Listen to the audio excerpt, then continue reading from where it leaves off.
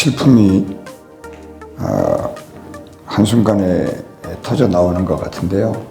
슬픔이라는 것도 우리 몸 안에 차곡차곡 쌓여 있다가 어느 날 어느 순간에 그게 통곡의 이름으로 쏟아져 나오는 그게 슬픔인데, 예레미야는 제사장이었다가 예언자로 부름받아서 그가 하나님의 말씀이 분명히 이루어졌다는 사실을 믿고 있었기 때문에 그 말씀에 믿음이 없는 자기 백성들을 보고 많이 슬퍼했었습니다. 우리는 이 애가를 읽으면서 슬픔의 언어들을 많이 배웁니다. 하나님 앞에서는 슬픔도 기쁨도 모두가 다 소중하기 때문입니다. 우리가 슬픔과 비탄에 지쳐 있을 때 어떻게 그 슬픔들을 대처해야 되는지를 애가서를 통해서 배우는 것입니다. 슬픔의 내용들을 기억해내고 그 슬픔이 무엇인지 이름을 붙일 수 있어야 되고, 그 슬픔을 이기게 해달라고 기도하자는 것입니다. 물 쏟듯 기도하자는 것이죠. 모르고 기도할 때는 집중력이 떨어지는 경우가 있습니다. 그래서 하나님은 기도 제목을 내놔라. 히스기야가 문서를 가지고 하나님 앞에 나가잖아요. 이사야가 기도 제목을 들고 하나님 앞에 나가듯이 우리도 기도 제목을 들고 주 앞에 나가는데, 그 기도 제목이 적어도 오늘날에는 예레미야 애가를 읽는 우리가 슬픈 것을 기도 제목을 가지고 나가는 게 좋다. 그래서 그 슬픔을 하나님의 이름으로, 나의 슬픔을 예수의 이름으로, 우리의 눈물을 성령의 능력으로 바꾸기 위해서 이 아침에도 나오는 것입니다. 이 책은 이름 그대로 애가예요. 솔로몬의 노래가 아니고 정반대편에 있는 겁니다. 예레미야의 애가. 그래서 슬픔과 이 비탄의 책인데 이 슬픔에다가 이 노래 가사를 입혔어요. 슬픔에 노래 가사를 입혔다고요. 비가를 만든 거죠. 어떻게 기도하는 걸까요? 이 고통 속에서도 노래하라는 거예요. 이스라엘 백성들의 역사를 보면 눈만 뜨면 전쟁이죠. 그래서 전쟁을 최고 잘하는 사람이 다윗이라는 사람이 있었습니다. 그래서 다윗이 유대 이스라엘 백성들의 영웅으로 생각을 했던 거죠. 전쟁을 제일 잘하는 사람. 그런데 그 전쟁에서 대부분 졌어요. 몇 번 이긴 적이 있는데 그것을 하나님의 은혜로 알면서 그 은혜를 놓치지 않고 살아계신 하나님을 찬송할 수 있는 백성. 백성을 했던 백성이 아니라 많은 실패했음에도 불구하고 몇 번의 승리가 하나님 우리를 도와줬다. 이걸 잊지 말자. 하나님은 살아계신다. 이 믿음의 끄트머리를 잡고 앞으로 나갔던 백성이 이스라엘 백성인데, 그와 같은 간증들, 그와 같은 기억들을 노래를 담아서 가사를 붙여서 곡을 붙여서 오는 모든 후손들에게 살아계신 하나님이 이 나라를 지켜줬다고 노래하라는 거예요. 그게 예레미야의 뭐다? 애가다. 노래를 부르자는 거예요. 그래서 고통 속에도 노래하라고, 노래할 줄 모르고 노래할 수 없으니까 여기에 애가를 지어 놓았습니다. 여러분은 아시겠지만은 예레미야 애가는 알렙 베스 기멜 달렙 쉰신타우, 이 히브리어 알파벳의 22글자를 한 글자 한 글자를 앞세워 가지고, 원래 이스라엘 백성들은 그렇게 생각해요. 알렙 베스 기멜 달렙이 전부 하나님이 십계명을 주실 때 하나님이 직접 써주신 글이라고 생각을 하거든요. 그래서 그 글씨를 가지고 하나하나 노래를 붙였는데 그게 예레미야 애가예요. 내일 3장은 22절을 3개를 묶어가지고 66절을 만들어놨다고요. 시편 119편이 175절을 만들듯이 이런 노래를 불렀단 말이에요. 그래서 함께 말씀을 따라 노래를 부르는 것, 이것이 참 좋다. 그래서 오늘은 두 번째 슬픔의 노래인데, 첫째로 볼 것은 딸 시온을 1절 말씀에 구름으로 뒤덮으셨다. 다시 한번 보시면 1절 말씀, 슬프다. 다 같이 읽겠습니다. 슬프다. 주께서 어찌 그리 진노하사 딸 시온을 구름으로 덮으셨는가. 이스라엘의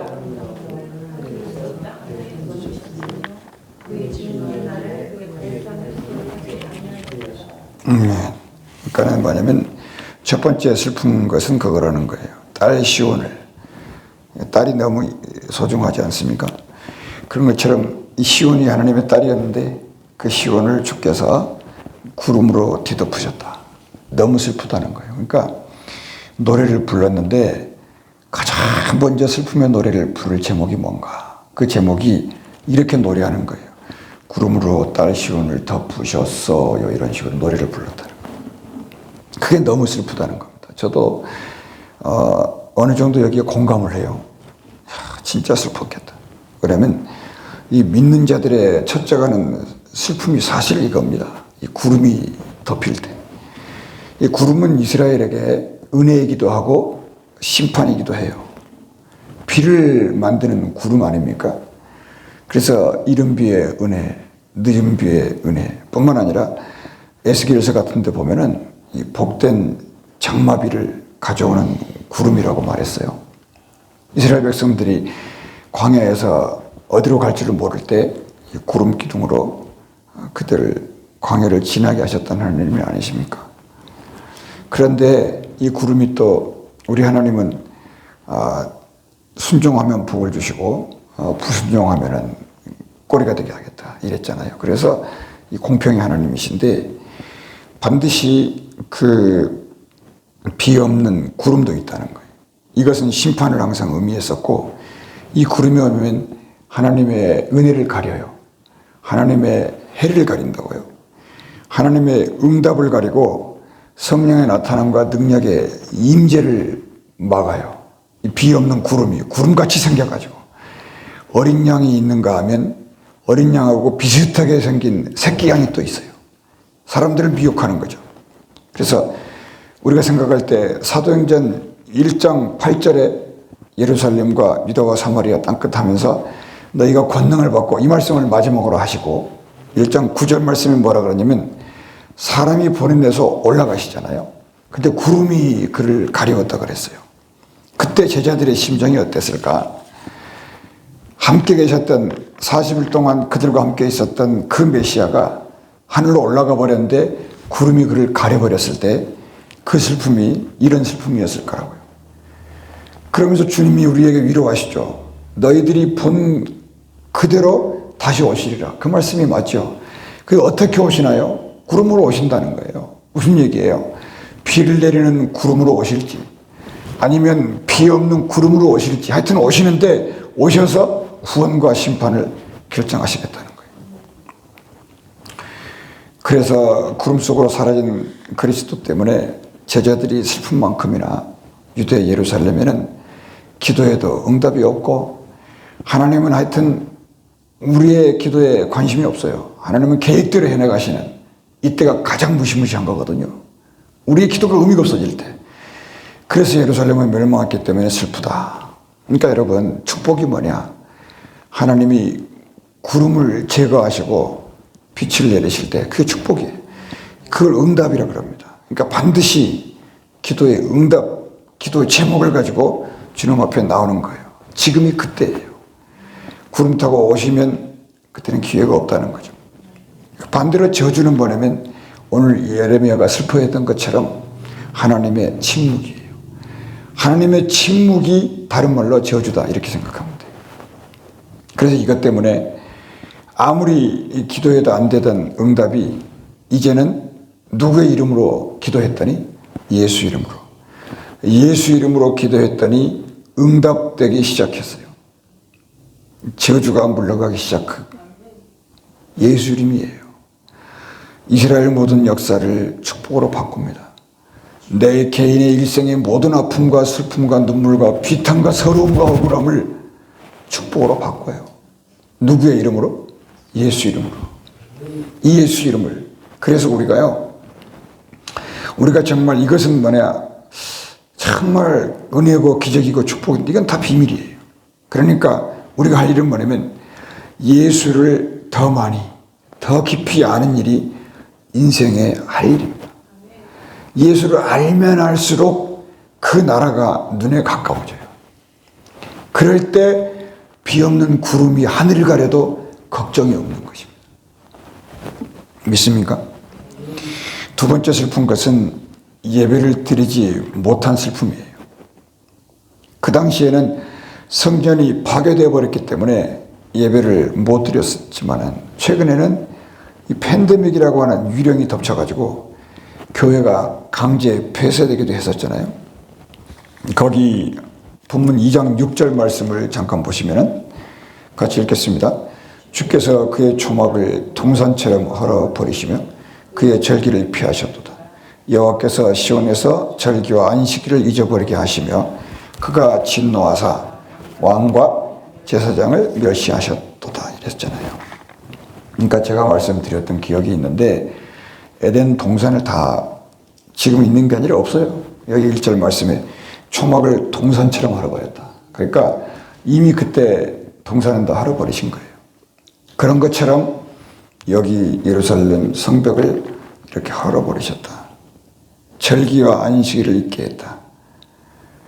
오늘날의 백성도 그렇지만 믿는 백성들이 제일 하고 싶은 게 뭐냐면요. 하나님의 집에서 예배드리고 싶은 거거든요. 그냥 교회 가면 좋은 거라는 거죠. 이상하게 교회 가면은 냄새가 있어요. 교회 가면은 어떤 향기가 있다고요. 근데 기도의 냄새로 꽉 차 있는 냄새 그런 거 있죠. 찬양의 냄새로 꽉 차 있는 교회 그런 냄새가 있어요. 그러니까 교회 가고 싶은 거예요. 예레미야는 그 예언자가 되기 전에 제사장 가문의 제사장이었거든요. 백성들을 위로하고 하나님께 중보기도 하고 이런 제사장이었는데 성전이 없으니까 이제 그는 갈 곳이 없어요. 그러니까 슬프다는 거예요. 포로로 돌아온다 할지라도 갈 곳이 없어요. 슬프다는 거예요. 우리 성도님들이 교회가 없다 기도하러 갈 데가 없어요. 슬프다는 거죠. 근데 별로 슬퍼하지 않아요, 사람들이. 팬데믹 때 교회를 문을 닫아도 안 슬퍼하고 예배를 드리지 말라 그래도 슬퍼하는 게 없고 전부 자기들이 앉아가지고 뭐 하나님이 뭐 교회만 계시냐 세상 천지 아무 데 계시는데 뭐가 문제냐 자꾸 이렇게 이상한 말을 한다고요. 그 말이 틀렸다는 것이 아니라 하나님의 집의 교회에서 이런 상황이 벌어질 때 그래도 슬픔이 있지 않겠느냐 이런 겁니다. 예배드릴 수 없는 슬픔으로 하는 사람이 얼마나 되었을까요? 여호와께서 제사장을 버렸기 때문에 슬퍼했다고 해요. 왜냐하면 제사장을 통해서 하나님이 예배하시기를 원하고 예언자를 통해서 말씀하시기를 원하고 왕을 통해서 통치하시기를 원하시는데 제사장을 하나님이 버려버렸으니까 너무 슬프다는 거죠. 우리가 새벽부터 교회 문 열고 예배하고 기도할 수 있는 것이 우리가 마음껏 기도하고 부르짖을 수 있는 처소가 있다는 게 하나님의 집이 있다는 게 그렇게 감사하는 거예요. 그래서 예수는 그래서 교회를 한마디 하셨어요. 만민이 기도하는 집이라고. 이 말은 교회가 있다는 거 아닙니까? 예수의 입에서 나왔어요. 교회가 있다는 거예요. 예수님은 교회를 인정한 거라고요. 교회는 만민이 기도하는 집이라고. 교회를 인정했어요. 그래서 예수님의 희생으로 교회가 문을 다시 열게 됐어요. 그러나 셋째로 팬데믹이 풀려가지고 교회를 찾아 들어왔는데 이것은 성경의 이야기이니까 오해 없으시기를 바라요. 2장 9절 말씀 보시면 제가 읽어드릴게요. 뒷부분에 중반부터 보면 율법 없는 이방인들 가운데 있으며 그 성의 선지자들은 여호와의 묵시를 받지 못하는도다. 이제 이런 게 다 심판인데 말씀처럼 선지자들에게 묵시, 환상이 없었다는 거예요. 우리 교회는 환상이 있어요. 묵시가 없으니까 백성들은 방자하게 놀고요. 각각 자기들 소견대로 사는 것이 법이 돼버려요. 그게 세상이 되었기 때문에 비통함을 이기지 못한다는 겁니다. 이것도 슬픔이라는 거예요. 그러니까 우리 주님은 묵시가 아니고 우리 주 예수는 덮여있는 비 없는 구름이 아니라 계시록 1장 1절의 말씀처럼 예수 그리스도는 계시다 이렇게 설명해요. 그러니까 예수 그리스도의 계시가 없으면은 이 묵시의 시대를 돌파할 방법이 없었다. 그러니까 예수는 우리의 슬픔을 해결해 주시는 분이었다. 이러한 현실 속에서 예레미야는 애가를 계속 부르다가 숨이 멎을 것 같고 창자가 끊어지고 간이 땅에 쏟아질 것 같아서 여러분 이 예레미야가 누군가요? 예레미야가 누구냐고 물으면 여러분은 눈물의 선지자라고 말씀하잖아요. 근데 그 눈물이 어떻게 터지냐면 하나님께 예레미야는 이 기도를 배운 사람 아닙니까? 33장 3절에 뭐라고 되어 있어요? 너는 내게 부르짖으라. 하나님이 예레미야에게 말했어요. 네가 알지 못하는 크고 비밀한 일을 보이리라. 약속하시죠? 하나님 앞에서 직접 기도를 배운 사람이 예레미야예요. 그러니 예레미야가 기도 제목과 슬픔을 한 몸에 안고 하나님 앞에 기도했을 때 혹시 상상이 가실까요? 예레미야가 할 수 있는 것은 단 하나뿐이에요. 그가 배운 대로 하나님 앞에 긍휼 이외에는 방법이 없구나. 계속 부르짖어 기도하는데 단 하나의 길이 이거밖에 없어요. 하나님이 우리를 긍휼히 여기셔 주시는 것 이외에는 이 백성이 살 길이 아무것도 없다는 걸 알았어요. 이게 슬픔 속에 다가왔던 첫 번째 응답이에요. 이걸 깨달은 겁니다. 긍휼이 이렇게 엄청난 거예요. 그래서 예수님이 그러죠. 내가 너희들에게 제사를 원하지 않아. 긍휼을 원하는 거예요. 그래서 하나님 살려달라고 이 답답함을 견딜 수 없으니까 살려달라고 통곡하는 겁니다. 그런 하나님의 응답은 죄송한데 긍휼이 없어요. 이미 끝을 냈기 때문에 아무리 기도를 해도 하나님은 긍휼하지 않았어요. 대답이 없어요. 오히려 2장 21절 말씀에 이렇게 써 있어요. 늙은이와 젊은이가 다 길바닥에 엎드려졌다. 처녀들과 청년들이 칼에 쓰러졌다. 주께서 주의 진노의 날에 죽이시되 긍휼히 여기지 아니하시고 이렇게 되어 있다고요. 도료하셨다. 긍휼을 기다렸는데 전부 다 멸절해버렸다는 거예요. 이제 여기서 이제 완전 절망의 상태 이런 것입니다. 하나님의 주특기가 자비하심과 사랑하심과 긍휼하심 아닙니까? 근데 그런 거 없어요. 우리가 기도하다 보면요 답답하거든요. 그때 입에서 무슨 말이 나오냐면 하나님 어디 계시냐고. 그리고 한참 기도하다 보면은 하나님이 오신 것 같아요. 그럼 뭐라 그러냐면 하나님 어디 갔다가 이제 오세요. 이렇게 기도한다고요. 그러면 그때부터 이제 성령의 능력으로 계속 기도하고 들어가면 내 말이 짧아지고 하나님의 말씀이 엄청 많아져요. 이게 기도예요. 그래서 하나님이 이렇게 말해요. 내가 너희들을 지금은 도륙할 때야. 내가 너희들은 지금은 끝장을 내야 될 때야. 그래서 기도하는 건 좋은데 기도해. 그러나 나는 내 계획대로 갈 거니까 그렇게 알아. 지금 말씀하신 거예요. 얼마나 슬플까요? 그런데 이런 생각을 해요. 하나님이 한마디 하세요. 그러나 끝은 아니다. 이게 희망입니다. 예수님이 그러죠. 민족의 처처의 기근과 지진이 난리의 소문이 있는데 뒤에 한 말씀 하시죠. 끝은 아니다. 이게요 굉장히 위로가 되는 말씀이에요. 로마의 티터스 장군이 군대를 몰고 와가지고 예루살렘 성전을 그냥 완전히 폐허를 만들잖아요. 근데 그때 무엇을 붙잡아야 돼요? 이스라엘 백성들이. 예루살렘 백성들이 무엇을 붙잡아야 돼요? 예수의 말씀을. 어떤 말씀을? 그러나 끝은 아니다. 이걸 붙잡는 거예요.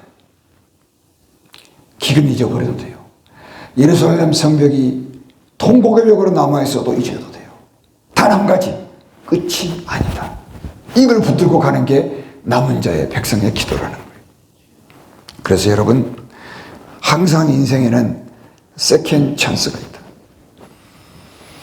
예수 그리스도를 만나라. 그를 기다려라. 지금 모두 끝을 내고 싶었으나 하나님이 믿는 너희들의 기도 때문에 한 번 더 기회를 준다. 세컨 찬스를 준다. 그러나 세 번째 찬스는 있다 없다? 없다.